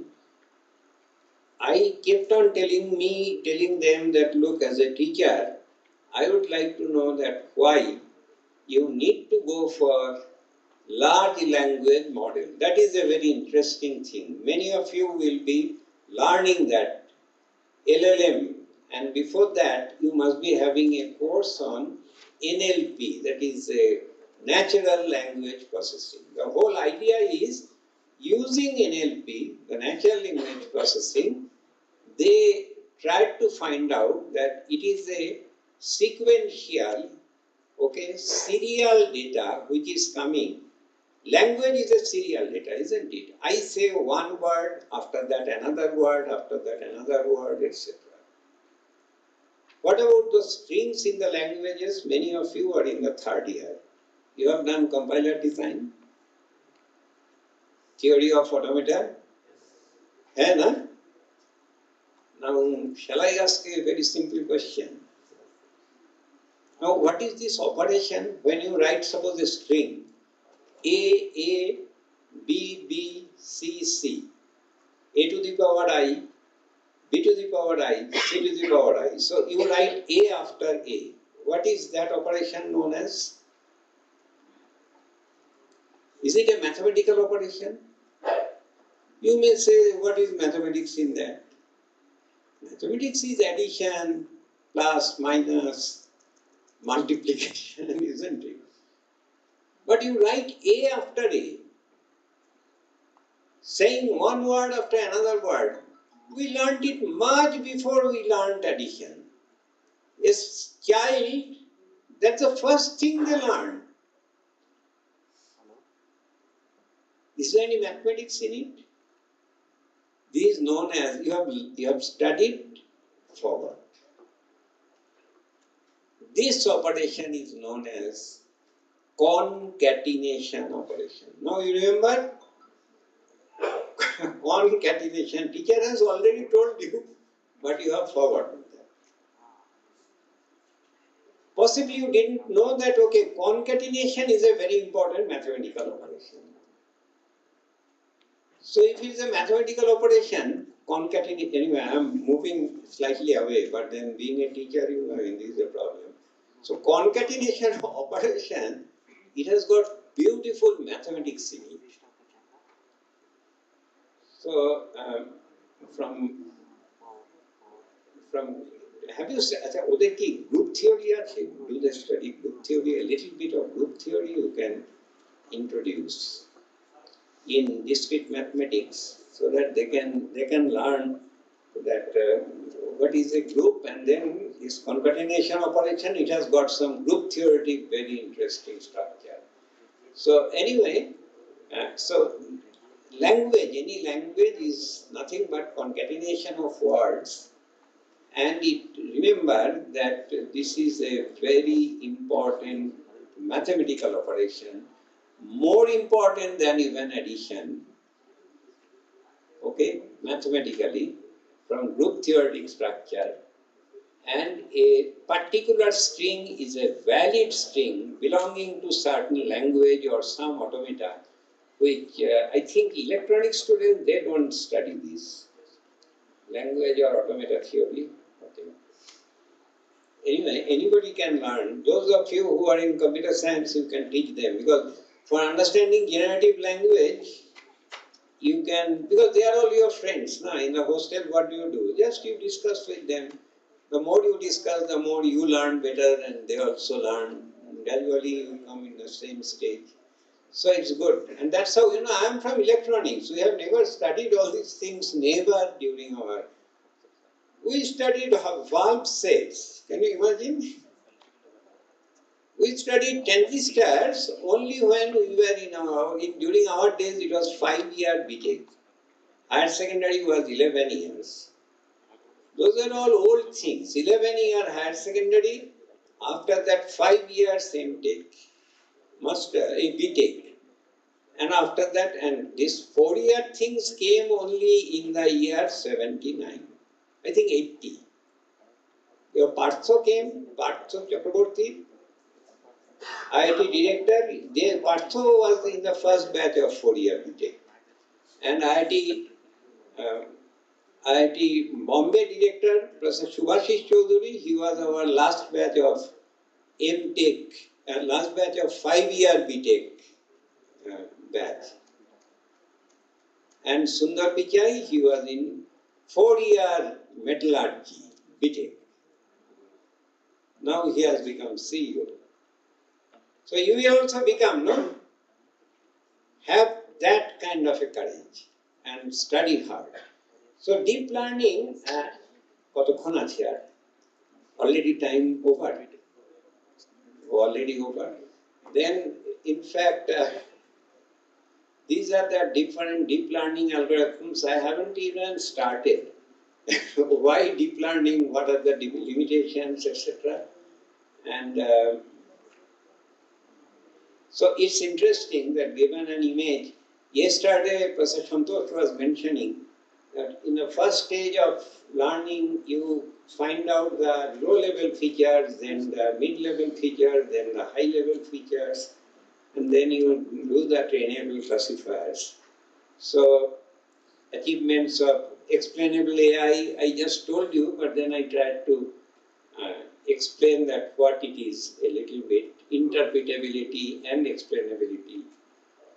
And then, of course, there are very interesting line experiment, very interesting things are coming up. But anyway, now that my time is over, explainable AI is interesting. Forward diffusion process. This is, I mean, one beautiful photograph, no? Again of Pacific Ocean on the side of. And then you add the diffusion process, keep on adding the Gaussian noise, you get only something which is nothing but noise.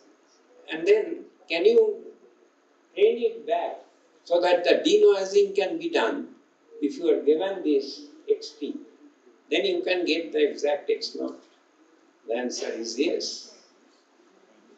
So fantastic things are coming.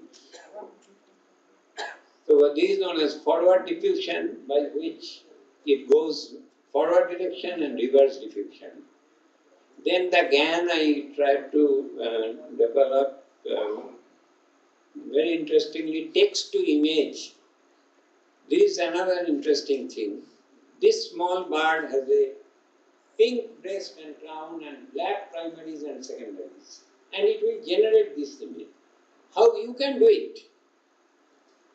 You can do it. It's not that there's something big. Input is text, generative AI generates the images. Input is apple, you tell that okay, convert all the apple to the oranges. Can you see that exactly the location of each apple has been, even location wise, there is a one-to-one correspondence. Convert all the horses to zebras. Exactly, it is. So these are all great things. This is known as cycle GAN. So cyclic way you can generate. Then there is a line. This very interesting model, which is known as model agnostic explanations. So some decision trees, etc. Anyway, finally, again coming back to this. Thank you very much, because I have taken more time. I have been already warned by professors that stop it immediately. Next, other speakers are there, but I would very much like you to ask some questions.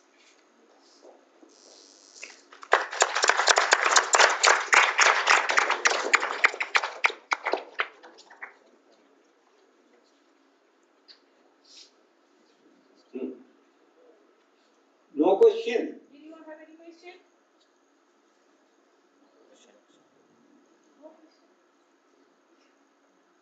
It's all I square R loss.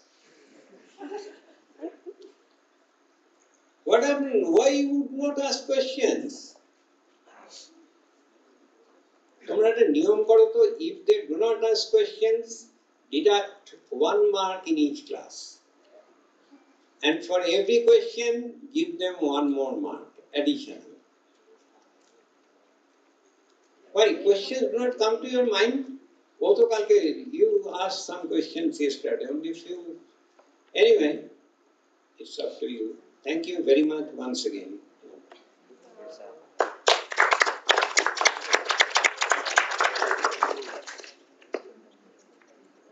Thank you, sir, for gracing us with your knowledge. Now, I would like to ask Sanjay Kumar Jana, sir, to felicitate Dr.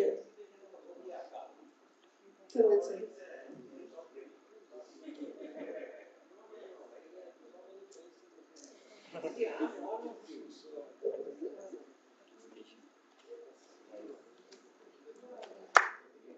I would like to ask Sanjay, sir, to felicitate Dr. Ajay, sir.